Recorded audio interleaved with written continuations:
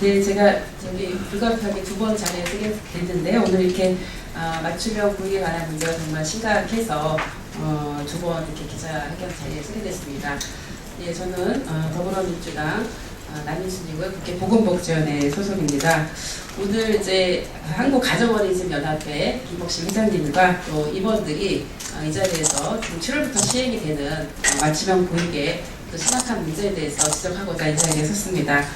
성명서를 낭독하고 입장을 발표를 해드리겠습니다. 지금 이제 특히 이제 민간 어린이집도 앞에서 성명서를 낭독했지만 지금 가정 어린이집에 미치는 영향은 이런 맞춤형 보육으로 인해서 아주 심각한 문제가 있습니다. 그 문제에 대해서 김복식 회장님께서 성명서로 발표해 주시겠습니다. 네, 감사합니다. 저는 특별히 0에서 2세만 보육을 하는 한국가정어린이연합회입니다. 그래서 현재 정부가 하고자 하는 맞춤형 보육의 실상을 여러분께 말씀드리고자 합니다. 현재 정부의 맞춤형 보육 정책은 우리 보육교사 고용 안정을 심각하게 위협하고 있으며 학부모의 양육 방식을 철저히 외면하고 있습니다. 보육교사와 학부모, 영아들이 차별받지 않도록 이 부분 즉각 처리해야 한다고 생각을 합니다. 정부는 맞춤형 보육 정책의 목적을 보육의 질 개선과 학부모의 만족도 제고라는 틀에서 접근한다고 했습니다. 그렇지만 그거는 실제로는 보육 예산 삭감 정책이라는 점에서 반드시 입장을 표명해야 할 거라고 생각을 합니다. 오늘 이 자리에 저희 비상대책위원장을 맡고 있는 광주의 윤순절 회장님이 성명서 발표 앞서서 여러분에게 꼭 드리고 싶은 말씀이 있어서 먼저 말씀을 드리고자 합니다. 네, 앞서 언론에서 이미 많이 접하셨겠지만 광주에서 일어난 작금의 사건이 하나 있습니다. 우리 원장님 한 분이 갑자기 사망하는 사건이 발생을 했어요. 그래서 이거에 관하여 말씀드리고자 합니다. 존경하는 국민 여러분, 저는 이 자리에 오기 직전 바로 엊그제까지 광주에서 보육의 애환을 함께했던 동료의 마지막 가는 길을 가족들의 오열 속에서 같이 배웅하고 왔습니다.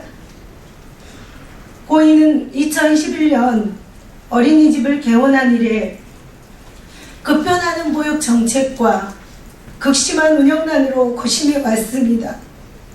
특히 2015년부터 현재까지는 정원의 50%도 채우지 못하는 비정상적인 운영으로 인해 심적 부담감과 고도의 스트레스에 시달려 왔다는 데서 주변의 동료와 가족들의 슬픔은 주체할 수가 없습니다.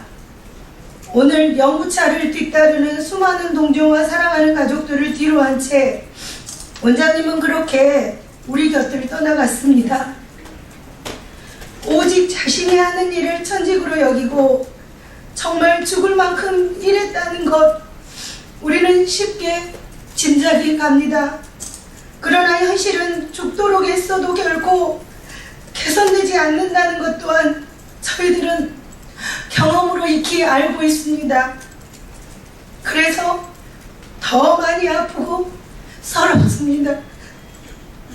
해를 거듭할수록 어린이집의 운영이 점점 더 어려워지고 설상가상으로 7월이면 맞춤형 보육을 시행하겠다는 정부 발표에 밤잠을 못 이루고 괴로워하고 두통을 호소하다 마침내는 죽음에 이르게 되었다는 것 너무도 안타깝고 가슴이 저려옵니다.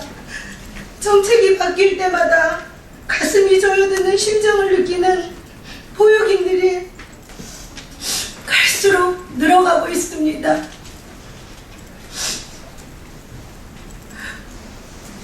하, 7월부터 시작되는 맞춤형 보육 정책에 대해서 다시 한번 정부는 다시 한번 생각해 봐주시기를 바랍니다. 제 자세하게 말씀을 드리겠습니다. 정부의 현재 일관성 없는 보육 정책 정말 과연 저희가 믿고 따라야 합니까?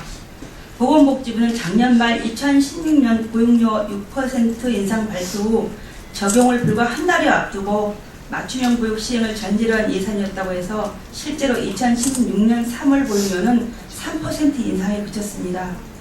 그러나 정부는 작년 말 국회 예산이 통과되고 난 이후에 보육료 6% 인상을 당연시한 정치권 및 각종 언론 보도에도 불구하고 단 한 차례도 이를 바로잡지 않았습니다.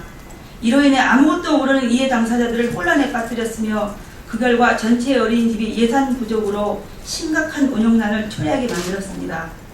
뿐만 아니라 올해 초 맞춤형 보육정책 시도 번역별 설명회 시 그때와는 달리 불과 얼마 지나지 않는 바로 4월 25일 보도자료를 통해 다자녀 기준을 급 변경하면서 다시 한번 우리에게 큰 혼란을 빠뜨렸습니다. 이처럼 보육 현장은 예산이 다 세워진 후에 갑작스런 정부의 번복하는 행정으로 인해서 중소도시 및 농어촌 지역의 소규모 가정 어린이집의 연쇄 도산이 불가피하며 대량 실업과 경우에 따라서는 지역경제 파탄 우려마저 일고 있습니다. 교사 고용을 변경하는 방식으로는 절대 안 됩니다. 오는 7월 실시 예정인 맞춤형 보육은 미취업모 자녀의 어린이집 이용 시간을 6시간 이하로 제한한다는 데서 근로시간도 줄어들 것으로 예측해 그만큼 보육료를 감액하는 제도입니다. 보육교사의 보육 직접 업무가 2시간 단축되었다고 해서 보육 간접 업무가 사라지거나 곧바로 퇴근을 할 수 있는 구조는 결코 아닙니다. 그간 정부는 보육의 공공성 확보를 위해 공립에는 인건비를 지원하였고 저희 가정민간 어린이집에는 운영비 보조금을 지원해왔습니다. 현재 양자 관련한 보육료는 물론이거니와 공공성 부분에 있어서 행정 부담에 있어도 동일합니다. 그럼에도 불구하고 인건비 지원은 고사하고 근본 맞춤형 보육 제도 도입 시 보육료 삭감만이 아니라 심지어 인건비 미지원 시설의 운영비 보조금인 기본 보육료까지 삭감하겠다고 합니다. 이 경우 종일제 교사 기준으로 채용된 보육교사의 처우 조정이 불가피한 상황이며 보육료 감액은 곧바로 인건비 삭감을 의미한다는 데서 심각한 우려를 갖게 합니다. 맞춤 교사의 담임교사로서의 처우가 보장되어야 보육교사의 고용 안정 및 보육의 질 하락을 막을 수 있을 것임은 너무도 자명한 사실입니다. 한국가정어린이연합회는 보육의 질을 결정하는 중요 사항인 교사의 고용 안정과 어린이집 운영난을 외면한 채 강행하려는 맞춤형 보육 시행을 전면 반대하며 보육 현장의 실태를 파악하여 재검토되기까지 모든 회원들과 함께 사력을 다할 것입니다. 다시 한번 강조드립니다. 정부는 오늘 7월 맞춤형 보육 도입을 위해 무리한 일정을 강행하지 마십시오. 보육교사의 희생 강요와 부모와 영아들이 차별받는 정책을 재검토하시고 보육을 위해 헌신해온 이들에게 더 이상 희생을 강요하지 말 것을 거듭 촉구합니다. 감사합니다.